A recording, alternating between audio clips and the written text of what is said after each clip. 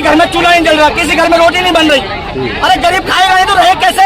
यहाँ मेरे साथ मैं अकेला नहीं लेटूंगा, लाख बंदा पूरा रोड पे लेटेगा। पहले हम मरेंगे, उसके बाद हमारा मकान तोड़ो। कॉलोनी का कोई कहीं नहीं जाएगा, यहीं रहेंगे, हम यहीं मरेंगे, यहीं जिएंगे। भैया हमें 35 साल हो गया यहाँ पर रहते हुए, हम 35 साल से यहाँ गुजारा कर रहे हैं। आज हमें घर से बेघर कर देंगे, हम बुढ़ापा में किसको रूम में डोलते चलेंगे? जेसीबी आए और तमाम बस्ती के लोगों के ऊपर जेसीबी चढ़ा करके कॉलोनी तोड़ के चली जाए। सड़कों पर यहीं बैठेंगे, प्रशासन आए चाहे लाठीचार्ज करे, गोली मारे, कुछ भी करे, बस्ती यहाँ मरने के लिए तैयार है। वोट लेने के टाइम पे तो हाथ जोड़ जोड़ के आ रहे थे सरकार, और अब सरकार नहीं है गरीब लोगों के लिए। अब सरकार कहाँ गई गरीबों के लिए? न पानी पी रहे, न रोटी खा रहे, परेशान इतने हो रहे। सारे आईडी, आधार कार्ड, पैन कार्ड, पहचान पत्र, डोमिसाइल, राशन कार्ड, एक एक कमरा है उसमें गुजारा करे, उसमें भी गुजारा नहीं करने दे रही सरकार। हजारों घर तोड़े जाएंगे हरियाणा में, नोटिस जारी हो चुका है। सिर्फ 48 घंटे बचे हैं, लोग परेशान हैं, चिंता में हैं। गरीबों की आशाएं उजड़ने वाले हैं, दिहाड़ी मजदूरी करने वालों के घर टूटेंगे। जिन गलियों में घरों में जाकर वोट मांगे गए, अब उनको तोड़ने की तैयारी है। हरियाणा सरकार तोड़फोड़ की कार्रवाई करने वाली है, और अब तोड़ना ही है तो पहले बसने क्यों दिया? और चुनाव के समय यह सब याद क्यों नहीं आता? वोट कटने का डर होता है, सिर्फ सत्ता के बारे में सोचा जाता है, लोगों के बारे में नहीं। क्या इसका कोई दूसरा विकल्प नहीं है? दोस्तों नमस्कार, मैं आपका यार जतिन पत्रकार। हरियाणा सरकार करीब 8000 घरों को तोड़ने की तैयारी कर रही है। इसके लिए बाकायदा कुछ दिन पहले नोटिस भी जारी किया गया था, कुछ दिन का समय दिया गया था, जिसके अब सिर्फ 48 घंटे बचे। नायब सरकार फरीदाबाद में एक एलिवेटेड फ्लाईओवर के लिए 8000 मकानों को गिराने की तैयारी में है, और नोटिस जारी करके घरों को खाली करने के लिए सिर्फ 10 जुलाई तक का समय मिला, यानी सिर्फ 2 दिन बचे हैं, महज 48 घंटे बचे हैं।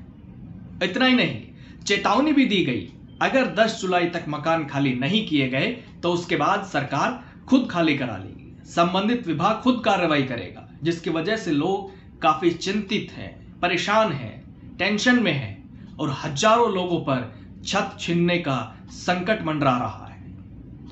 लोगों में चिंता है कि अब वो कहां रहेंगे, काफी परेशान हैं। उनका कहना है कि वो पिछले करीब 30-40 सालों से, 50 सालों से यहां पर रह रहे हैं, उनके पास आईडी भी है, राशन कार्ड भी है। अगर सरकार घर छीन लेगी तो वो कहां जाएंगे, कहां रहेंगे?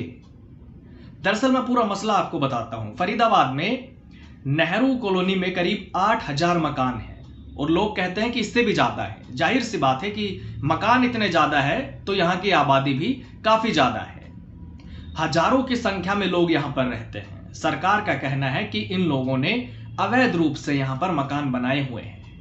पुनर्वास विभाग की 60 एकड़ जमीन पर अवैध कब्जा कर रखा है। पुनर्वास विभाग की जमीन पर ये घर बने हुए हैं, इसलिए पुनर्वास विभाग की तरफ से ये नोटिस लगाए गए, जिसमें कहा गया कि लोगों को अपने मकानों को विभाग को सरेंडर करने के लिए 15 दिन का समय दिया जा रहा है, जिसकी समय सीमा 10 जुलाई को पूरी हो रही है। अगर वक्त रहते कब्जा सरेंडर नहीं किया गया तो 10 जुलाई से विभाग खुद कब्जा खाली कराएगा, यानी कि चेतावनी दी गई है। सिर्फ 48 घंटे बचे हैं, 10 जुलाई तक का समय है। 20 साल 30 साल पुराने, 40 साल पुराने प्रूफ पड़े हैं। जब हमारी कॉलोनी में हर किसी का वोटर आईडी कार्ड है, राशन कार्ड है, ठीक है, और हर किसी को, पब्लिक को हर चीज हम भाग के अपना जाने का।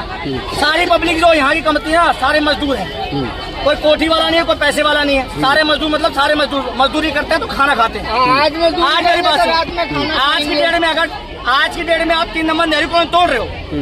हम कहते हैं तोड़ो, कोई बात नहीं, लेकिन हमें कुछ तो दो, हमारी जगह तो दो, और हमारे पास सुनो। हम तो हम सरकार से ये डिमांड कर जाते हैं, आप हमारे घर की पैमाइश कर लो और हमारी किस्त बांध दो, हम किस्त भी देने को तैयार हैं। आज को हमारी कॉलोनी टूटती है ना, तो ये मत सोचो 8000 बंदा, 10,000 बंदा, लाख बंदा बेरोजगार हो जाएगा, रोड पे आ जाएगा। आप मेरी बात सुनो, आज अगर आप तोड़ते भी हो ना, तो सबसे पहले हमें तोड़ना पड़ेगा, और हमें तोड़ने के लिए हम लेटेंगे यहाँ पर, हम सबको मारना पड़ेगा, तब जाके 3 नंबर नेहरू कॉलोनी तोड़नी पड़ेगी। क्योंकि हम देखो बात सीधे, हमारे में एक एक पैसा जोड़ जोड़ के हमने यहाँ कैसे कैसे मकान बना रखे हैं। जब ये पूरे जंगल था, पहाड़ थे, ठीक है, हमने कैसे कैसे यहाँ अपना व्यवस्था करके तब जाके मकान बनाया है। और आज हमें नोटिस आ जाए, हमने बहन बेटियों की शादी यहाँ से करी 3 नंबर नेहरू कॉलोनी से। सर 45 साल का मैं हो गया, ये लगा लीजिए आप, यहाँ की पैदाइश मेरी यहीं की 3 नंबर नेहरू कॉलोनी, 45 साल का मैं हो चुका हूँ। किसी घर में चूल्हा नहीं जल रहा, किसी घर में रोटी नहीं बन रही। अरे गरीब खाएगा नहीं तो रहे कैसे? यहाँ मेरे साथ मैं अकेला नहीं लेटूंगा, लाख बंदा पूरा रोड पे लेटेगा। पहले हम मरेंगे, उसके बाद हमारा मकान तोड़ो।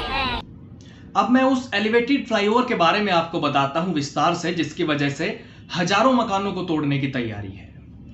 ये फ्लाईओवर बनाने का मेन मकसद जाम की समस्या से छुटकारा दिलाना है, क्योंकि मेट्रो चौक, सैनिक कॉलोनी मोड़, यहां पर काफी जाम लगा रहता है। अगर ये एलिवेटेड फ्लाईओवर बनता है तो जाम से मुक्ति मिल जाएगी, जाम नहीं लगेगा।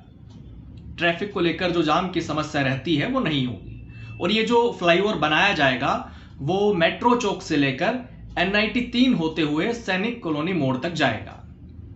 साथ ही लोग जो हैं वो गुरुग्राम जाने के लिए भी इस फ्लाईओवर का इस्तेमाल कर सकेंगे। यहां से गुरुग्राम जाने में काफी आसानी होगी, इसलिए इस फ्लाईओवर के लिए अवैध निर्माण को तोड़ने की प्रक्रिया अमल में लाई जा रही है, ऐसा कहा जा रहा है, जिसके लिए नोटिस थमाए जा चुके हैं पहले ही। और 10 जुलाई तक लोगों को अपने अपने घर छोड़ने के लिए कहा गया है। इसको खाली कर दीजिए, अदरवाइज जो विभाग है वो खुद खाली करवा लेगा।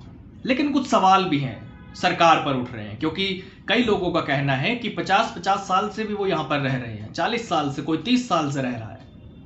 दशकों से लोग यहां पर रह रहे हैं, 10-10 साल से, 20 साल से, 30-30 साल से यहां पर रह रहे हैं। मीडिया रिपोर्ट्स की माने तो पहले तो प्रशासन ने यहां बिजली का कनेक्शन दिया, पानी के लिए सरकारी ट्यूबवेल लगवाया गया, उनके पास राशन कार्ड तक है, टैक्स भरा जा रहा है। अगर घर तोड़ने ही थे तो इनको यहां पर बसने क्यों दिया? अवैध जगहों पर बिजली कनेक्शन क्यों पहुंचाया गया? सरकारी ट्यूबवेल क्यों लगाया गया? और जब सब कुछ हो गया तो इनको उजाड़ा क्यों जा रहा है? क्या इसका कोई ऑप्शन नहीं है? इसका कोई विकल्प नजर नहीं आता? क्या कॉलोनी को नियमित नहीं किया जा सकता? क्योंकि पहले भी हरियाणा सरकार तमाम तरह की प्रक्रिया के बाद कई कॉलोनियों को वैध कर चुकी है, कई जिलों में अवैध कॉलोनियों को वैध किया गया है। ऐसे में यहां पर क्या ये ऑप्शन नहीं हो सकता? लोगों का कहना है कि 20-22 साल पहले भी मकान को खाली करने की बात कही गई थी, लेकिन उस समय नोटिस नहीं लगा था।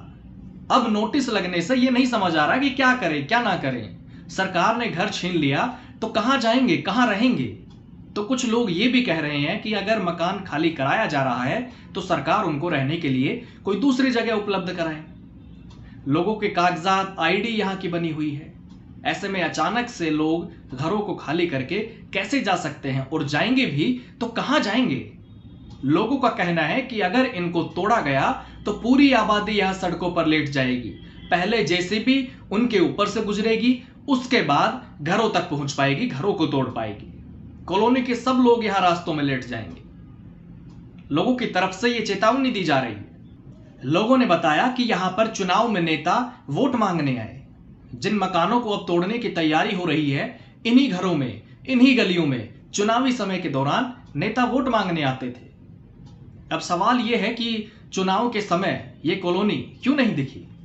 या फिर यह सोचा जा रहा है कि अब तो चुनाव हो चुके हैं, अब एक्शन लिया जा सकता है। जब से इस कॉलोनी में लोग घर बना रहे थे, मेहनत से पैसे कमाकर किसी ने एक कमरे का घर बनाया, कोई 2 कमरों में अपना गुजारा कर रहा है, तो पहले ये सब क्यों नहीं दिखा गया?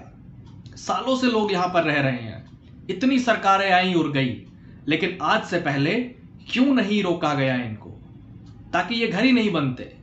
और आज जब लोग यहां पर घर बना रहे हैं और रह रहे हैं, तो इनके आशियानों को उजाड़ने की तैयारी हो रही है, क्योंकि ये अवैध है। 10 साल से तो बीजेपी की भी सरकार है, तब से क्यों नहीं देखा गया? ठीक है, अवैध है, मानते हैं, लोग भी मानते हैं, तो इसका कोई ऑप्शन नहीं है क्या? क्या इनके लिए कहीं रहने का बंदोबस्त नहीं हो सकता? या फिर इस कॉलोनी को वैध नहीं किया जा सकता?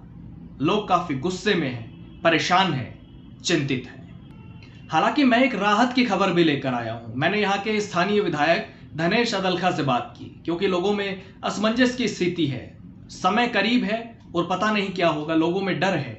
इसलिए मैंने इस विषय पर स्थानीय बीजेपी विधायक धनेश अदलखा से बात की। उन्होंने बताया कि फिलहाल के लिए यहां कोई कार्रवाई नहीं होगी, यानी बीजेपी विधायक के मुताबिक अभी ये कार्रवाई नहीं होगी, और बाद में इसके लिए क्या हो सकता है वो बाद में देखा जाएगा। विधायक धनेश अदलखा ने इस विषय पर CM नायब सैनी से बात की थी। जिसकी जानकारी उन्होंने मुझे दी।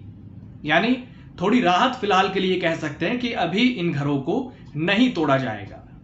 ठीक है, लेकिन अब गौर फ्यूचर प्लानिंग पर भी करना होगा, क्योंकि डर तो इस बात का अभी रहेगा ही लोगों में कि आज नहीं तो कल फिर से कोई सरकारी आदेश आएगा, फिर से चिंता बढ़ेगी। इसलिए इसका परमानेंट सॉल्यूशन क्या होगा, इस पर भी विचार जरूरी है। क्या इसका कोई ऑप्शन, विकल्प तलाशा जा सकता है ताकि लोगों को परेशानी ना हो? क्योंकि देखिए, इतनी बड़ी संख्या में घर टूटेंगे तो सोचिए इन पर क्या गुजरेगी। एक एक पैसा बचाकर अपना छोटा छोटा मकान बनाया होगा, लेकिन दूसरी तरफ एलिवेटेड फ्लाईओवर का प्रोजेक्ट भी, वो भी जब बनेगा तो उससे भी हजारों लोगों को फायदा होगा। ऐसे में भविष्य को लेकर क्या फैसला होता है, सरकार क्या करती है, क्या निर्णय लेती है, वो काफी महत्वपूर्ण होगा।